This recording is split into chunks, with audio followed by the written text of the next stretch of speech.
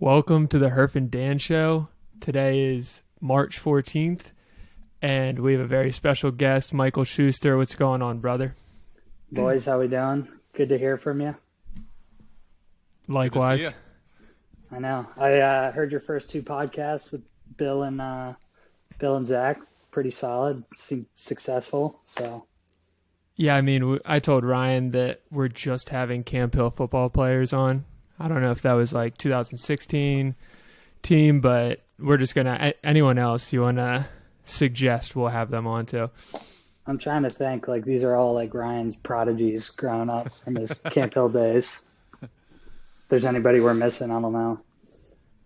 There's got to be like a lineman. I think we're missing Corey like Becker. a big dog. Corey Becker, the 190-pound offensive line average of Camp Hill football That's in single 2015. That's single A offensive line. That's what it's all about. But what you been up to, Schuster? Any news? Not too much. Looks like you had a good weekend last weekend. Yeah, so I went skiing this past weekend. Really the last 3 months I've kind of been on the job hunt because my job at Old Dominion as a graduate assistant, you only have 3 years at a school. So that kind of completed after this year. I spent 20, 21, 22 there. And really since December, I've kind of just been throwing feelers out for jobs and ended up taking a job. And I heard back from another job right after. So this past weekend, I was on a nice little vacation, went skiing with my girlfriend up in Vermont. But excited to get back to work. It's been 3 months. That's awesome. Where'd you take the job? So I took the job at East Carolina. It was kind of short-lived because Duke reached out shortly after, and I kind of went through the process of interviewing and talking with their coaches. And it was about a week-long deal because you get in touch with somebody there, then you get in touch with another person, and then you got to talk to the head coach, and you got to talk to the chief of staff, and just it goes through a whole set of things. But finally got it all figured out. So I'm starting work there next Monday. Excited for it. Does spring ball start Monday? Like, are you getting right into it then? So that's like the thing that was a challenge. I wish some teams have I knew I wanted to stay in college football. I was kind of trying to move from a group of five school to a power five school and was going to likely be the graduate assistant route. But it seemed like all these coaches were more worried about other hires or their recruiting classes and things like that, and waited until the week before spring ball to realize they needed a GA. So they kind of all came calling at the same time, which was stressful, but nice to finally get a call after about 2 months of not hearing anything. That's awesome. Now, East Carolina? I'm kind of unfamiliar with where that is. Were you kind of excited to be there, or do you think Durham's kind of like an ideal location? Or I was excited to be down in East Carolina. I know through like the Barstool Best Baller thing, the Sup Dogs beat champs out at Penn State, and so it's a fun town. Yeah, the bars there are pretty lively. I think they're like, I haven't looked in a week or so, but they were in the Elite Eight of like best Barstool town that I guess Barstool's running this year instead of just bar. They're doing the whole town. And the 1 week I spent there, we went out. It was a sweet town, a lot of young kids. It's very like similar to State College in that it's really in the middle of nowhere, and the college is the town. But I feel like sometimes that can make it more fun. Yeah, when I went to school in the Carolinas, all the kids used to rave about East Carolina. Like, that's where they would go to have fun. Did they ever tell you about this thing called serendipity? No, but there was going to be some big event that Sup Dogs was throwing where like Loud Luxury was going to be there, some other big performer who I hadn't heard of. So it seemed like a lively place that people or artists and bands were willing to go to perform. Yeah, it's sweet. Nothing like a good college town. State College will probably, Happy Valley will do very well in best college towns, I think. I don't think they have the best bars per se, but their town as a whole is great. Well, they actually got screwed. I think like Syracuse ended up beating them, which I've never been to Syracuse. I have no idea if it's any fun or not, but I doubt that it's more fun than State College. I think what happened was like yeah, it's crazy. Maryland and all these other schools were like tweeting out all this stuff to get Syracuse to be able to beat Penn State, and I think they ended up beating them. So all we needed was Brad Kraut to put out one tweet, and they would have taken the cake easily. have you ever met Brad? I feel like you two would make a dynamic duo. I'm a genuine fan of Brad, and him and AB are like always collabing. So whenever I'm over at the house and Adam is hopping on a call with him, I make sure that I'm in the room and I act as a consultant for them. So I've definitely given them some good advice. He was considering going to Miami for like New Year's and during the Rose Bowl, and I was like, Brad, you are a Penn State guy. You cannot be in Miami when the Rose Bowl is going on in Pasadena. That would make no sense. That has nothing to do with your brand. None of your people are going to be there. You can go to Miami 51 other weeks out of the year. You need to be in LA for New Year's Eve and the Rose Bowl. And he took that advice, and they got a bunch of good content, and they killed it out there. So I was gonna say it looked like they had a fun time. yeah, he's a character. Do you know who this guy is, Danny? You're not. Really I do on not. TikTok, No, so you I probably kind don't. of want the quick 30-second explanation of what he's like. Go ahead. You got it right. I've met him once or twice. I just knew him as like a Penn State kid. See him at the frat parties, see him out, and I think he's kind of made a social media career out of his willingness to be like, Yeah. he's Did not you know afraid of him? anything. He just does Yeah. shit. So you knew him before he started posting on TikTok, then? Yeah, he was like close with Will Levis, and Okay, so I'd always see him around Will and things like that. But all of a sudden, he started blowing up on TikTok, like interviewing people at Penn State, and I think he's kind of made a career out of it. So Danny, That's he awesome. has like 500,000 followers on TikTok now. But what he did, his catch line is kick the sheets. So every morning he wakes up at like 5 a.m. and he kicks the sheets, gets out of bed, starts doing push-ups, starts doing burpees, like getting fired up, takes a cold shower, goes to the gym, then does yoga, and then goes grocery shopping, and then starts his day. That's But awesome. This he guy has a sounds good like the man. tagline, but he's and then he made it a big thing to be an academic weapon. So he would like, That's walk, what I know him for. he would like, walk social academic media-wise. weapon. I actually have an academic weapon shirt that I'm proud of, but he would record himself going all the way down the stairs in like the big 600-person auditoriums, and then his thing is to sit front row and get noticed by your professors, and then they'll help you out. But he's all about being an academic weapon, so he's a beast. Yeah, this guy sounds like the man. he's the He ultimate can be a little hype man. much if you're like with him. When I was out in Vegas with AB for the Shrine Bowl, we were doing some stuff out there, and Stevie and Chris were out there with us, and they were talking about how when they were in LA for the Rose Bowl, like Brad would wake them up at 5 a.m, and they're like, "Bro, please just like let us sleep an extra 30 more minutes." Bro, someone's got to kick the sheets. I love it. That's awesome. I'm gonna start I love people who are talking their about kicking the brand. sheets. I respect that. We'll get Yeah, to like shirt. like not turning it off. I feel like one of Yeah. those. If you're that guy, you have to kind of turn it off sometimes. You know, like he has to sleep in sometimes. I think the same thing about like Jocko. You know, like he's the guy who gets up at 5 every day or 4 every day. But I'd love to just see that person sleep in once. I did ask him, I go, do you have any exceptions? And he goes, well, out of respect, if I ever have a lady sleepover, then I'm not going to put her on the news. So that's his one. Put her on the That's his news. That's his one exception. But yeah, he's a beast. We'll have to get him connected and get him on here. Well, I read the one book that has David Goggins. It's like Living with Him, Living with the Living Seal. with the Seal. Awesome. Great book. And awesome Favorite book. book Yeah, ever. really enjoyed it. But like, you just saw routinely day after day, like this guy was like, does this dude ever take a break? And he didn't, which is No, he impressive. doesn't. Yeah, no, literally no Yeah. breaks. He's like a one of one human being. It's awesome. Yeah, I feel like I mentioned Jocko, but I don't think that he takes breaks either, which No. is just so He's crazy definitely how one of you those can never let loose. You know, you're just waking up every single day at 5 a.m. or 4 a.m. and getting after it. That'd be sick. I wonder if they ever like feel like they're ever missing out on anything, because I feel like at certain times that would come across.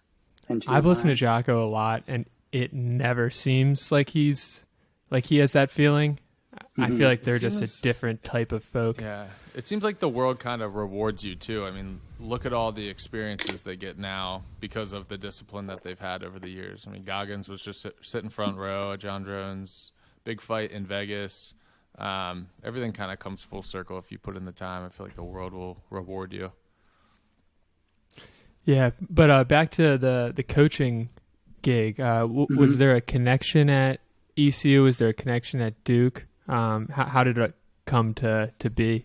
Yeah, to be honest, I'm not gonna like get into the details of who exactly knew who, but really with any job, the first thing that coaches do is reach out and say, if they know a coach on your staff or if you know a coach on their staff and they're looking to fill a position, the first thing they do is reach out and be like, hey, do you have a guy for me? So somebody from both of those staffs reached out to people on our staffs and said, hey, we're looking for a graduate assistant.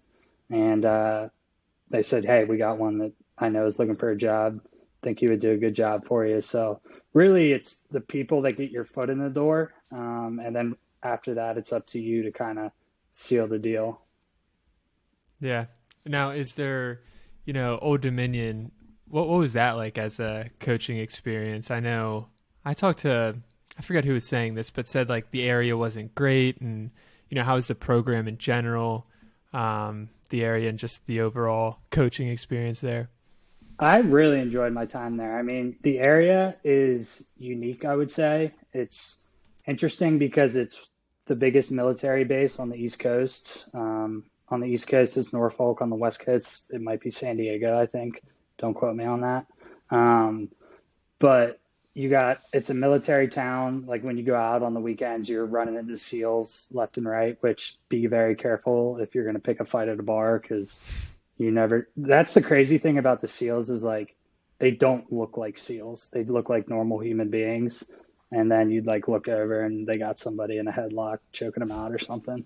But, the town is cool. The town is interesting. I mean, you got Virginia Beach, which is like 20 minutes away. Spent a ton of time in Chicks Bay, and then you have the actual city of Norfolk itself, which is has some rough parts. But I mean, what city really doesn't? So you kind of were able to get both ends of the spectrum with the beach 20 minutes away and the city 10 minutes away. And then the school itself is fine. I mean. I enjoyed my time there. There's a nice neighborhood behind that a lot of coaches live in. I was able to walk to work. You can walk to the games. So really, it's like, to me, whatever you make of it, if you want to make it a good situation, you can find a way to do it. If not, then yeah, it might end up shitty. So you were a GA then. Are you going to be a GA now at Duke, or do you have another position? Yeah, you said the 3-year thing. I didn't know if that was at a program or. Yeah, so GAing is like one of the strangest job terms for people in coaching, just because like everyone's like GA and they think about you just being in school and you're trying to get your master's degree, which really isn't the case at all because there's so many GAs that don't end up ever getting their degree because they end up moving on and taking a new job. I, at Old Dominion, tried to get my degree. I was 6 credits away. So like I was certainly pursuing it. Didn't end up getting it because I got a new job before I completed it. But yeah, as a GA, you get 7 years to GA from the time you graduate college. So if you don't use your GA in years from those first 7 years from when you graduate, you can no longer be a GA in the profession, which a lot of times you'd hope that 7 years after you got into coaching, you could find a full-time job being a position coach somewhere, or an analyst, whatever it may be. Is that sort of the typical blueprint where it's like GA for X amount of years, position coach, coordinator, head coach? Yep. Like, is that kind of how all head coaches become head coaches, or, maybe like a handful of them take a different route? There's certainly different paths. I would say the most common one is being a GA, working yourself up to position coach, eventually a coordinator, and then eventually a head coach. And you could bounce around from different divisions. You could be a GA in a Division I school, then a position coach at a FCS school, and then a coordinator at a Division II school, and then all of a sudden get hired as a coordinator at a Division I school, and then all of a sudden get hired as a head coach. So it's just, there's a ton of different ways to do it. I know the coach that I was previously working for at East Carolina. He worked his way up from being a high school coach and then different divisions. He was the head coach at Citadel before East Carolina. So I don't know what his exact path was, but there's different paths for everybody. It's kind of just however it works out for him. You just kind of want to do what is in your best professional interest at that moment in time and keep progressing. It's always fascinating to watch coaches. It seems like they have it all. They have such a great job, and then an even better opportunity comes up, or they offer you $5 million extra, and you don't really have a choice but to take it and move on after you invested so much in the program. The hardest part has to be you make all these promises to the kids that you're recruiting, and the next thing you know, you're just off at Alabama or Michigan, wherever you end up. Yeah, it's super difficult. And like I heard your podcast with Zach the other week. There's so much change in the game of football, whether it be players or coaches. It can be hard to get situated. Like I know a lot of the coaches that I work with, they rent their places because they either say you get hired or you get hired to get fired. Like you're not gonna. Very rarely, like my grandfather was incredibly fortunate. He spent 35 years with the Steelers, but like that's an anomaly. That doesn't happen. A lot of times people are bouncing around. And when it comes to college kids, like they get the short end of the stick. And to be quite honest, I'm a little excited for them because they're going to have a little more power and can do what coaches have done their whole life. But I've never blamed a kid for going to do something that he thinks is better for him personally and professionally. And I would never blame a coach for doing something that he thinks is best personally and professionally for he and his family. Yeah, I definitely hear that. It's just, I'm sure you can probably take a good approach as a coach, not being so adamant about, we're staying, we're building this thing, and then to leave. I feel like that's the only like right approach, not to be so definitive in your statements of the future if you're thinking about leaving. And obviously something could come up that you never expected, but I feel like that'd be tough if like an 18-year-old heard you say we're doing this thing and then the next year you're like, I'm out. Yeah, I mean that definitely happens a bunch, and as a coach that's something like I try to stay away from. And people that I work with, like I tell the players, because I'm only 3 years out from being a player, I'll be as upfront and honest with them as possible. Like, you would do what's best for you. I'm going to do what's best for me. And as long as we're honest with each other throughout that process, I think that's all you can really ask from a coach and a player. Yeah. What's your relationship like with players? Like you say, you're 3 years away from it. So I feel like there's sort of, not the same relationship as a head coach or maybe a positions coach or a coordinator. Yeah, being a GA is kind of an interesting role because you toe the line between, because most of us are young, so you really toe the line between being a coach, and a lot of times GAs are former players and are fresh out from playing. So like the coaches I know that I worked with, they called the GAs the middlemen between the coaches and the players. Like people look at you and you understand things about the team that probably some of these older coaches don't necessarily get just because they're so far removed from it. So I tried to, in my role as a GA, I will say that I was like a player's coach per se, if you wanted to say that. Like I got along with the players. We shared many similar interests, but at the same time, you're still going to demand things from them and ask for a level of respect from them. Like, but I was never looking down on them or like, because sometimes you get those coaches, no matter what the sport is, that like they think they're the dictator and the end all be all. But I always thought of my relationship with players as it being like a truly working relationship. And we need to have conversations to understand, hey, this is something I'm coaching you and it's working, or this is something I'm coaching you and you're not like understanding and it's not working for you. So I try to mend that. I don't like to like say to players, this is the way you're doing it and this is how you're doing it. And if you can't do this, get the hell out. Like there needs to be a balance of back and forth and conversation. more like a brother relationship rather than like a dad Yeah, relationship. exactly. It seems. That's a good way to put it. Um, Older I was brother. looking at Duke's schedule, and little quiz for you here. Do you know who their homecoming game is? Homecoming game. Big game. Is it North Carolina State? It's Notre Dame. Is it Notre Wow. Dame? That's quite the Yeah, game to choose for homecoming. I know it is, but I saw that, maybe make a trip. Hey, Durham's not a bad place. What's his Benny Kunkel was already telling me he's locking in for the Notre Dame game. And I'm sure I'll get a text from Joe Sandry too. Definitely. So, I Ryan bet and there's all. going to be a caravan of 717 folks heading to Durham that game. It wouldn't shock me. It's not a bad drive either. I think it's like 6 hours if you're on the highway, and like that's something I want to emphasize when I get down there is like I want to recruit Harrisburg. I don't know what their recruiting relationship has been with the Harrisburg area before I got there, but whatever it is, like I hope to improve it during my time there. What do you think about what Trinity and Jordan Hill are doing right now? I think they're about to take over the Mid-Penn. I agree. I mean, I love it. I hope that he doesn't it's jump ship exciting. and go to McDevitt. Yeah, it is exciting. I think he could start something really cool there at Trinity. Yeah, I mean, has a bunch of talent there. We've had a couple of the players down while I was at Old Dominion down on a visit. Now they're all a little bit younger. And at a school like Old Dominion, a group of 5 school, you're probably not going to recruit the younger kids the way a Power 5 school will, because at a Power 5 school, you got to get in on them early and start that process super young.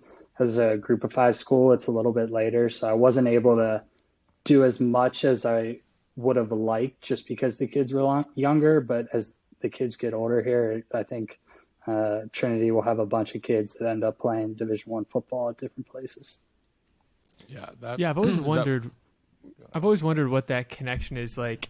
Jordan, like I've seen kids who are at Trinity, going as a group to, visit schools where that was never the case when Ryan and I were at Trinity. Is it just he knows someone there, or he's reaching out to schools? How does that typically work? Do you know? I would say for high school kids, the most important thing is having a coach who's willing to ride on your behalf for your college career. Like you want a coach who's actively reaching out to college coaches, who has great relationships with college coaches, which obviously Jordan has because of his time at Penn State and his time in the NFL. He has those sorts of relationships, which does make it easier. But you don't have to be a former college football player to build those relationships as a high school coach. A lot of times it's, hey, maybe you had a guy early on in your career who got recruited by schools and that was your first player. Well, you maintain those relationships with the college coaches when that kid was younger. And now all of a sudden there's 4 or 5 kids at your high school who have the potential to play college football. Well, your head coach now has a great relationship because of a kid 5-6 years ago, and he never lost those relationships over the years. So it's just being like active on both ends for high school coaches, I think. Gotcha. Makes sense. What do you do to stay in touch with coaches and players? Like, do you keep it in your schedule to make sure you're following up with them every week or every month? There's kind of an art and a skill to developing and maintaining relationships. What have you learned in the first couple of years?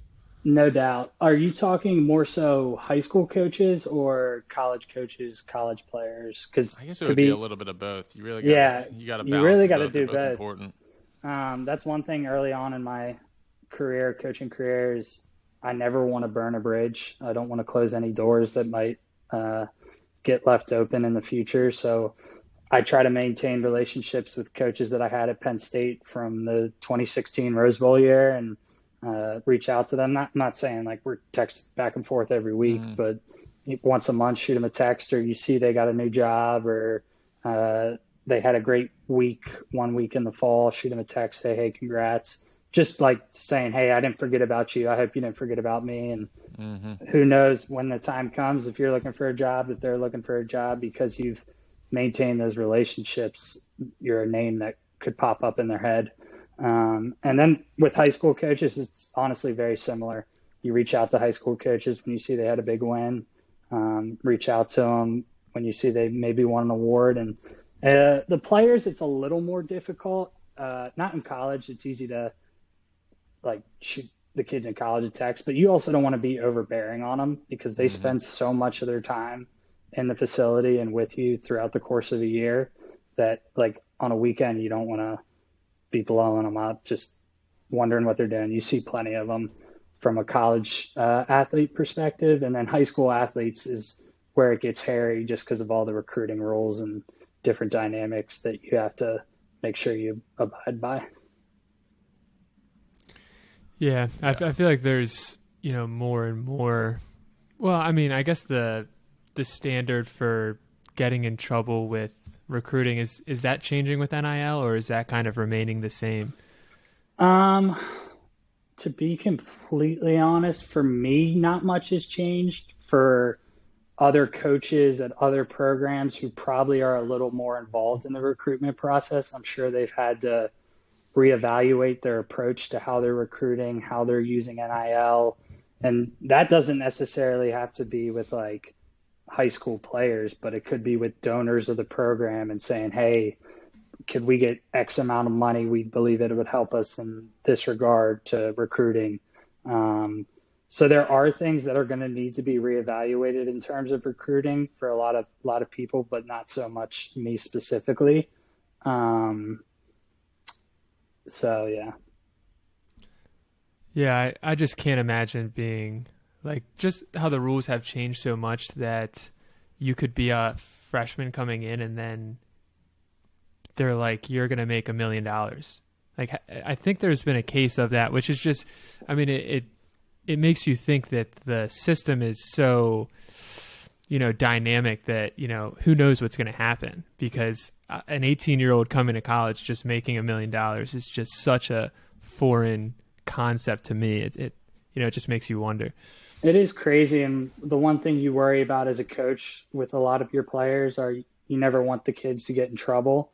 And you do worry, like, are these kids being advised? Do they have lawyers? Because if you're doing anything with $1 million, shit. If you're doing anything with like $10,000, right, you're gonna want a contract. You're gonna want people involved that are looking out for you. It's not something as an 18-year-old you just sign a paper and say, "Oh, I'm gonna get this X amount of dollars if I do this one thing." Like, that's not how it works. And if there are people doing that to college kids or high school kids, I feel like more often than not, they are going to end up taking advantage of them. So it's something that you want the kids to be educated on. I know a lot of the schools that I've been at, they have educational forums when it comes to NIL stuff, just to give the kids as much information as possible before they do something they don't even realize they're doing, and it ends up backfiring on them.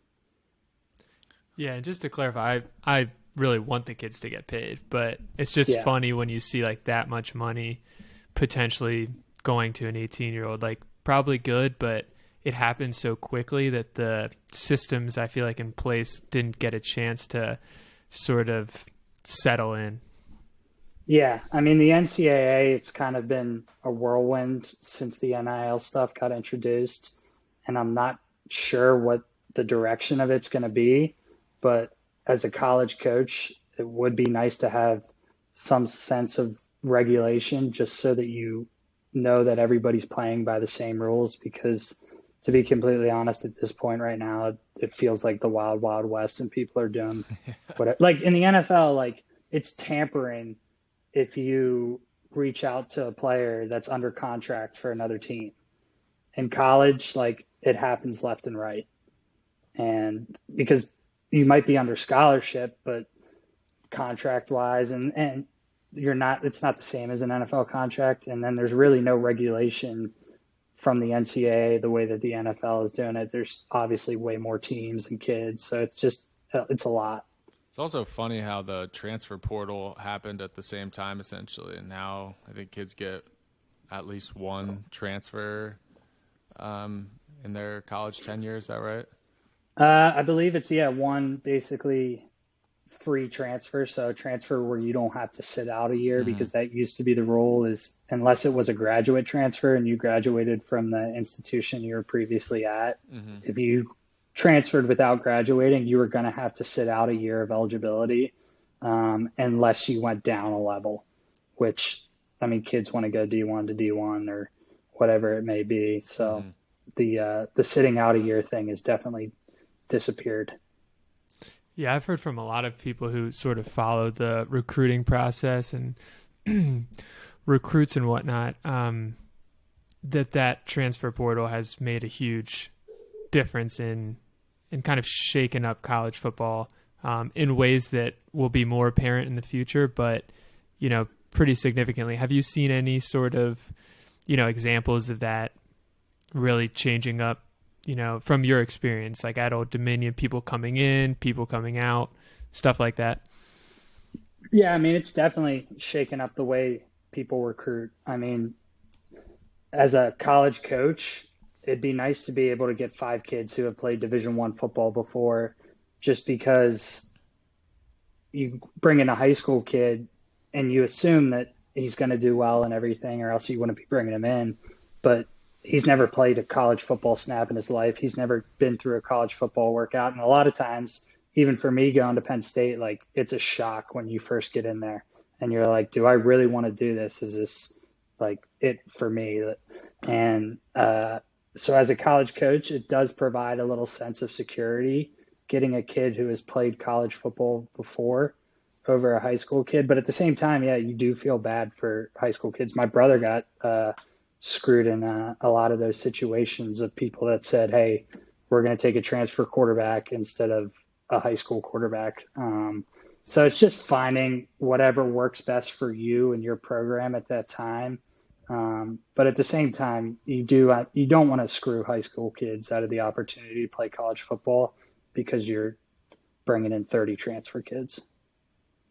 Yeah, it's interesting. I've never heard that perspective. Like, it's less spots for high school seniors to come and play. That's interesting. So I guess that's a scholarship in each class then, right? That's what it counts for? Yeah, so it's if you bring in a sophomore in college, like, you're probably going to end up taking away a scholarship from high school of that year or whatever it may be. But a lot of times you go into as soon as the year ends of the 2023 recruiting cycle, you're building your 2024 board and saying, all right, this is what we need.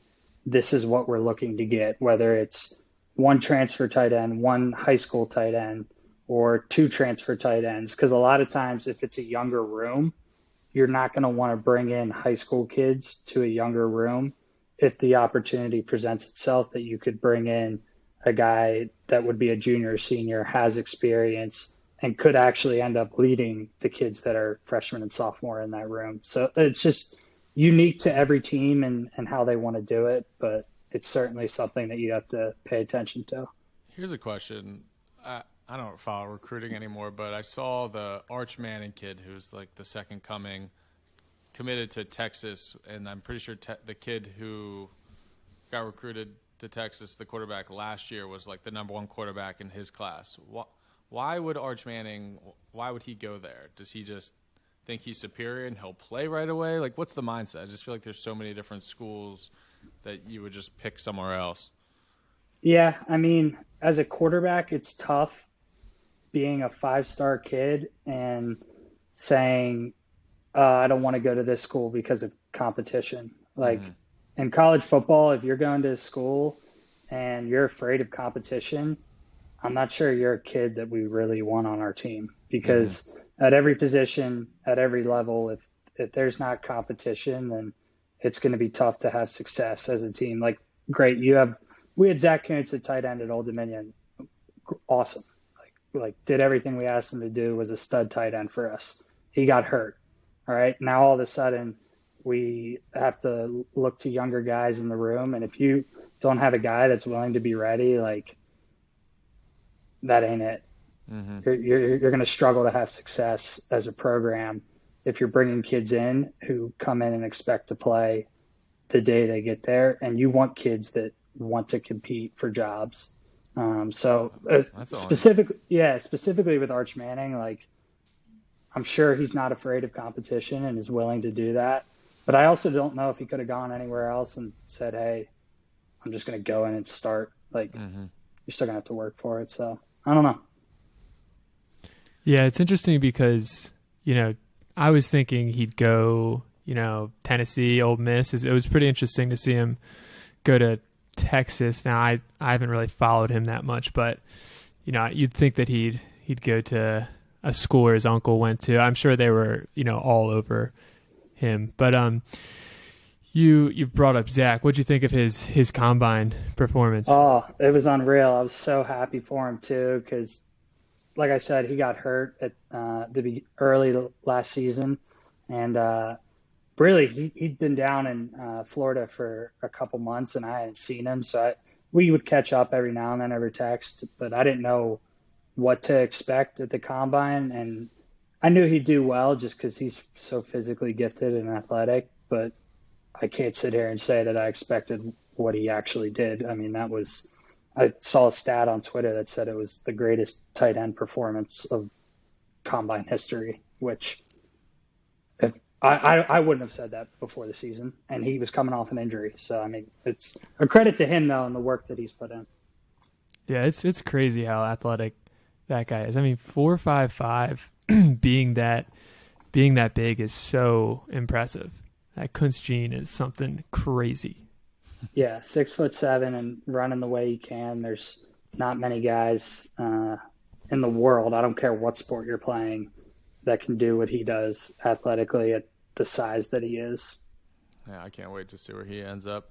What do you think about I'm going to change the subjects here. Do you follow NFL free agency at all? I don't follow the NFL that closely anymore, but like same with NBA, but I love like the trade deadline. I think that stuff and free agency. I think that's the most interesting part about some sports. I love following all this.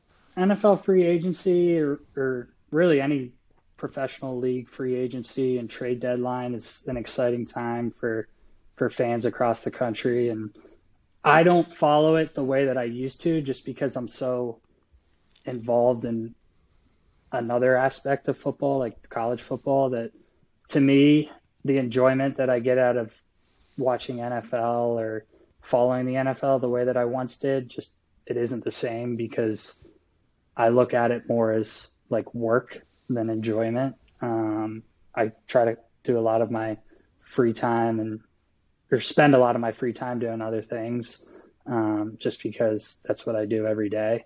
Not necessarily free agency, but football related things. But I do like know what's going on in general gist. The Rodgers news is exciting. I don't know where he's going to end up. I love how they just jump straight to conclusions. Like Skip and every person's basically saying he's going to the Jets, but who knows where those sources are coming from?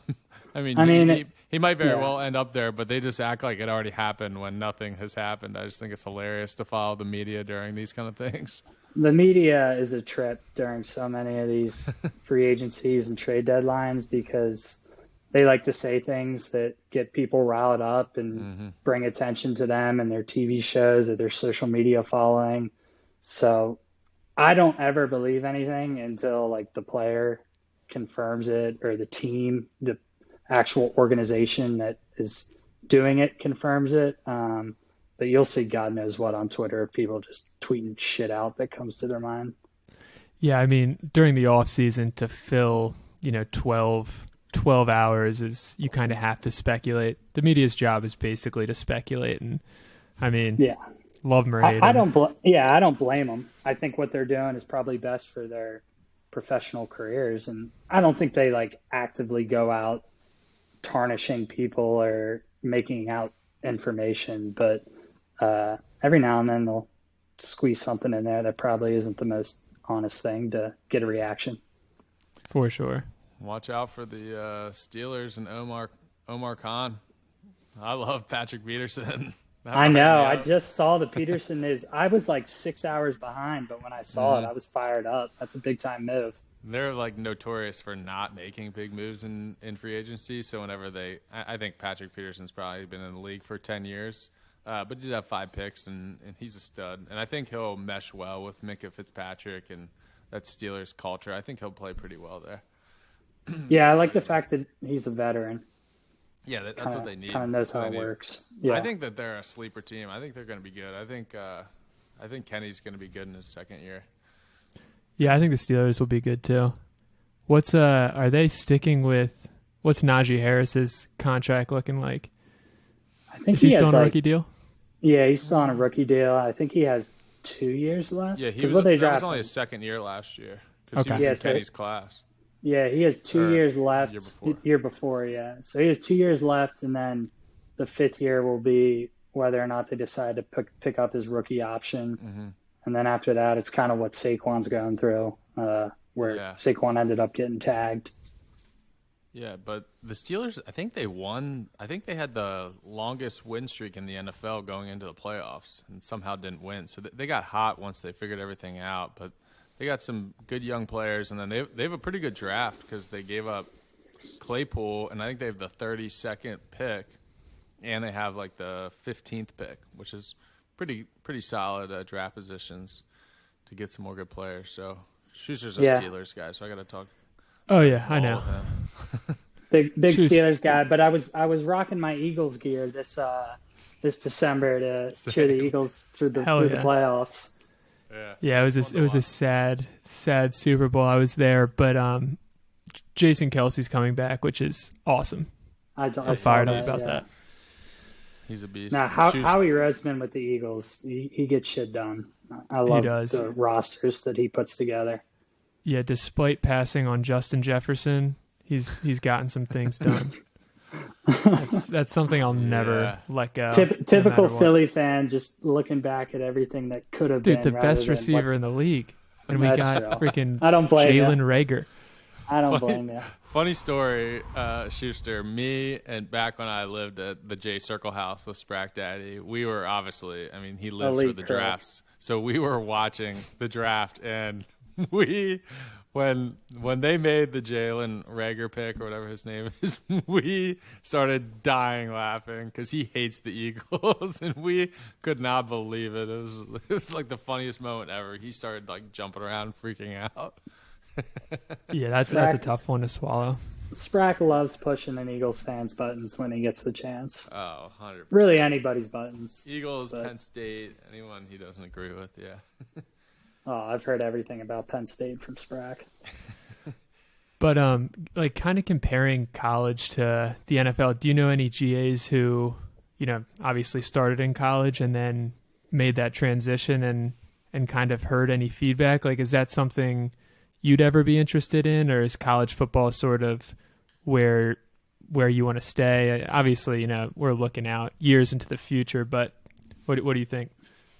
No, the NFL is definitely something that one day I would be interested in making the transition to if the opportunity ever came about. I mean, my former GA at Penn State my freshman year was Joe Brady, and Joe Brady went on to be an analyst with the Saints in 2017 because his time ran out at Penn State. He got an analyst job with the Saints and Sean Payton.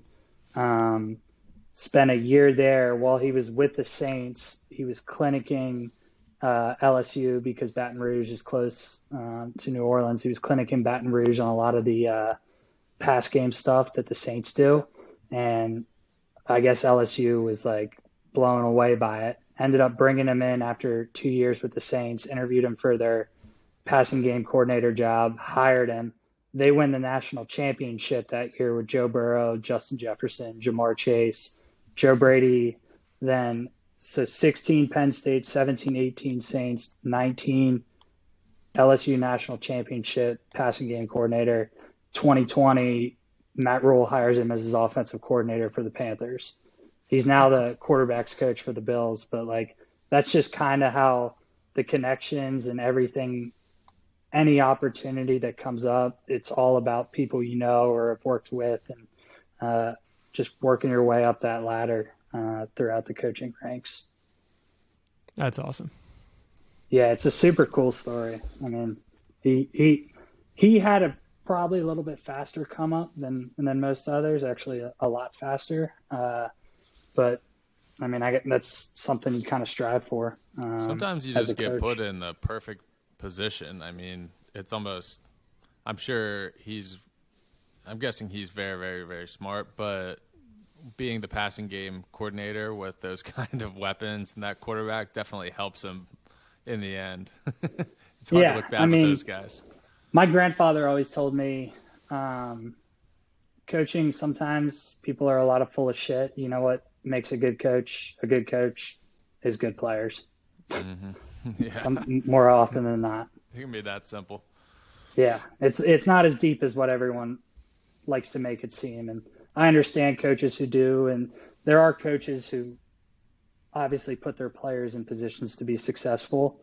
But if you have bad players, it's going to be hard to be considered a good coach. Yeah, and then just looking at that situation, like, was he the Bills quarterback coach this year? This past season, yeah, because Matt Rule was fired at Carolina. I don't know if Joe ended up making it through the rest of the season, the year that Matt was fired. But I know this past year he was with Josh Allen in Buffalo, so kind of neat stuff. Yeah, and then just like the scrutiny that probably, because obviously, as we just said, like, that's such a talented team, so you could go from, making these huge jumps to like being under a microscope. Like, you guys should be making the Super Bowl or something like that, as the fans or, people would probably say. So I'm sure it's just a high pressure situation. Yeah, and that's the thing with coaching too. A lot of times the contracts that coaches are on, definitely in college, they're on a year-to-year basis. So like, you have a shitty year, there's a very possible chance that you end up getting fired after that year. And that's what makes it difficult, and why a lot of coaches rent instead of buy homes, because there's just not a ton of job security. But the great thing about coaching is the exponential growth over the years is probably unlike any other profession in terms of salary. Sure. You seemed like you can really grind and move up quick if you want to and put in the work. That's exciting. And you have a somewhat of a clear path, which is nice. You know the way. You don't know exactly how it's going to go, but you know the ways that'll help get you closer to whatever your ultimate end goal may be. And some coaches, it's different. Like, some would prefer to just be a group of 5 head coach in a place that they're comfortable and the town they enjoy. And some have aspirations to be an NFL head coach. And a lot of times that ambition can end up getting them in trouble, because you're at a place where you're doing well and you go tell yourself that the grass is always greener on the other side, and you go make a move, and then a year or two later you get fired. So sometimes it's the way it works, but you got to be willing to take chances throughout your career. Bet on yourself. No doubt. Where are you at right now? Camp Hill, Pennsylvania, baby. Oh, very nice. Hell yeah. I'm on Duke is on spring break, so I'm home for the week, and I'll probably head down there Friday or Saturday and start work on Monday. So how did they help you find like a place to rent then, or how's that work? So some places will put you in a hotel for a week or two. Some places will put you in a hotel for a month until you find a place to live. Usually no place like extends past a month. I was fortunate though that somebody that works at Duke on the defensive side of the ball was actually my roommate in Norfolk, because he was the Nichols coach at Norfolk State University. He left to take a defensive analyst job at Duke. So that's one of my connections there, but I'm going to crash on his couch for a week or two, and hopefully I can get a place by April 1. So we'll see. Wow, that's sweet. Nice. Nice Yeah, like that'll be awesome. Yeah, having a connection at a place you go to makes the transition process much easier. What's for dinner tonight? Is Kelly cooking? I don't know. Kelly's not whipping up anything tonight. She was last week. She was on her shit last week. But I don't think anything's in store for tonight. So I don't know. Maybe get some Roberto's, Nito burrito. Who knows? There you go. I went Cowboy to Nito Crunch. burrito. not too long Cowboy ago. Crunch, The a best. classic. It really is. Timeless. I took the girlfriend there. It's timeless. Oh, What are you man. guys up to? You both in Philly? I'm about to or call your what? dad. I need some advice. I'm like in between two job offers, and I need to hear from an expert what he thinks I should do. So I usually have That's like a exciting. monthly check in with him, anyways. So yeah, I've been doing the same thing you're doing, is looking for a job, and it sucks. I'll definitely appreciate having a job when I have one, because Yeah, just for the whole sure. process, going through the whole process just sucks. You do the same thing over and over again, applying, writing new cover letters, updating your resume, preparing for interviews. One good thing is I feel like I'm like an expert in interviews now. Dude, I Which, literally whether had the that's good or same bad. thing. Like the Yeah. first interview I had, I was like, that was all right. The second interview I had, I was like, that was pretty good. The Yeah. third interview I had, because it's all similar questions. Like the third interview, I was like, Mm. I killed that one. I feel good. You You honestly get just more get confident too. Yeah, you get more confident. You get better at just navigating and being quick on your feet, answering these different questions. Definitely, which can be like more than half the battle in an interview. Yeah. A lot of times they're just trying to like trick you or see what you really like. So It does make you appreciate working though. I mean, the first 2 weeks, it's like, yeah, I can kind of do whatever I want. This is cool. And then like week 3, you're like, wait, all my friends are working. Nobody wants to hang out with me. Like, I want to go back to work. yeah, you go on social media. Your friends don't have as much time to talk as you do. Yeah, and then you just start to just- get depressed. You don't feel great about yourself. Like, Grass is always greener. Yeah, exactly. gotta be After working like a relentless. 70-hour week, you're like, I would love to not do this. Oh, I know. It's And funny then- Oh 'cause no, last the year, first 2 weeks was a blast. The first 2 weeks, Yeah. like, Yeah. Oh, it's great. you take full advantage of it, and then you like run out of things to do, and you're like, well, should I go play another 18 holes by myself? Yeah. Dude, today might be the windiest day in the history of the world. It's So insane. windy. I was on the train back from New York City to Harrisburg today, and like you could hear it, and it felt like the train was like moving side to side. I was just waiting for what was that Derailment. place in Ohio? Yeah, Derailment. place in Ohio. I was gonna be on East Palestine. I was gonna be on Fox News later. You would be saving people though. That you'd be the heroic person in that situation. True. I don't know. Well, I wanted to create a segment, and this is going to be our segment. Our segment is going to be, since Danny and I are big steak guys, we want to know how you would prepare your steak. If you were having a guest over, what is the process of prepping? What kind of steak you're going to get? How are you going to cook it? How do you like it cooked? So we're kind of putting you on the spot here, but let's hear it. I don't know if you're much of a chef, Mr.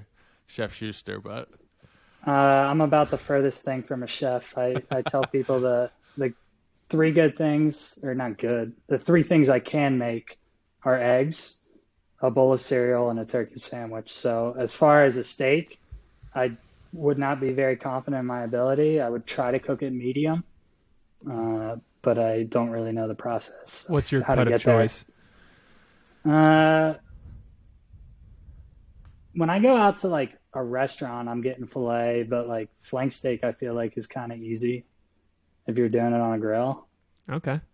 That's didn't an unorthodox expect that, answer, but but yeah, I like it respect too. Like, isn't like flank steak rather easy to cook compared to the other forms of it? I don't know. I feel like it's less easier to screw up. That's definitely something that would be in my Yeah. ball of the court. All right. The first segment went not bad. You're quick on your Actually, feet. terrible. Well, I can't Gotta wait to know get our some audience. good people to run We us might through need the to whole. we might need to edit this out, and definitely don't have Benny Kunkel as a guest, because if you tell Benny Kunkel what my answer was, he might delete my phone number. yeah, he'd be disappointed. He'll send you a Venmo request for the consultation that he gave you. Yeah, it'll definitely Venmo your request. Yeah. All right. It's good stuff. Cool. Anything else you want to get out into the world? Nah, it was fun coming on with you guys. Hope you Yeah, guys that are was doing awesome. well. Really appreciate it, Shoes. Good luck this season. Go Dukies. Thank you, boys. Hopefully we Yes. see you down there for the Duke game or Shout the out. Notre Dame game.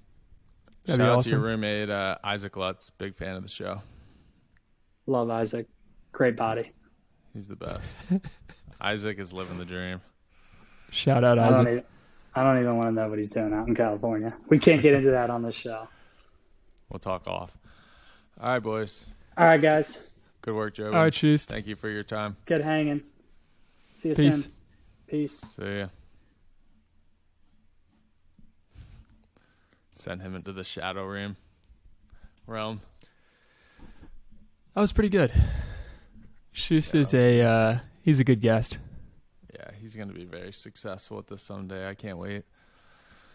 I can't think of like a 717 person who's gone to Duke. No, I don't know anyone. Just even gone to school there. But Yeah, that's sweet. I don't know what it's like at Duke. Like if it's a fun place to be. I know in like the Carolinas, like NC State is the cool school to go to. That's like the Penn State of the Carolinas, and then there's East Carolina, what she was talking about is like also a fun school. yeah, I could be wrong, but I feel like I almost compared Duke to Villanova, but I could be very wrong. Yeah, that's what it would feel like. Not an Ivy League or Patriot League, but like has that feel. Like Yeah, high good academic academics. standard, smaller, I think. yeah, above average most of the time in basketball. Yeah, good You- basketball school. Are you in any brackets? Are you into March Madness? I haven't entered yet. I haven't watched a lick of college basketball, but I'm gonna fill out a bracket. Yeah. How about you? I'm not. I might fill out a bracket just because I know everyone that I'm going to be with this weekend's going to be watching, so it'll get me a little bit invested. But I don't know. I'm looking forward to some of the fights this weekend, so I'm hoping to throw those on a TV nearby. Figure out how I can maneuver that, even if it's just for 2 fights. Not a great card, top to bottom, but definitely excited anytime Justin Gaethje.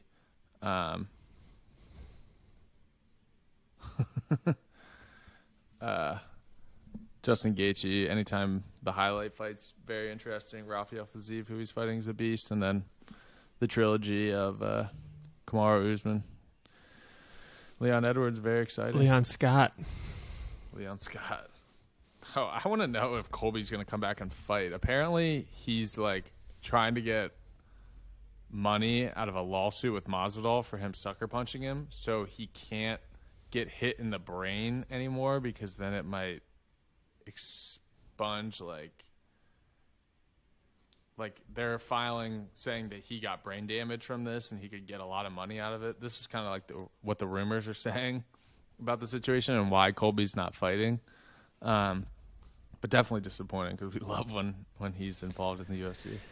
Yeah, I saw Dana asked about it, and he was saying Colby, they've offered him fights, and he said yes. Yeah. So who knows what's actually happening? Happening there. Have you watched the slap fighting? It's like the big. I've seen all of them on Instagram. I mean, they're kind of electric for like the 2 seconds you see them. Yeah, it's fascinating. I don't know if you listened to Dana's recent podcast or interview, but the whole like media and a lot of the MMA world is mad at him for promoting it so much, and they're saying it's just stupid and it's gonna fail. But if you run the numbers, they're kind of looking at it in a different landscape than just like traditional TV and pay-per-views. They're like, if you look at what we're doing on social media and everything's shifting to social media nowadays, their numbers are off the charts. Like, Yeah, it's crazy. I TikTok, mean, YouTube, I was everywhere. looking at it, and I was just like, kind of the same thing. Like, what is this? But to bet against Dana White, and Yeah. people thought the UFC was crazy, like it was illegal in states. Yeah, and he says it just reminds him of back in the '90s when they bought the UFC and everyone said it was stupid and barbaric. So I think he just wants to prove everyone wrong. I think he just I think enjoys so, too. that, and he's definitely going to do it. He's all in. So, all right, I don't have anything else. Yeah, me either. Well, thank you for listening. Shoes, thanks for coming on. Go Dukies. Herfy, I'll talk to you later. See you, Jobin. Good work. Thanks for listening.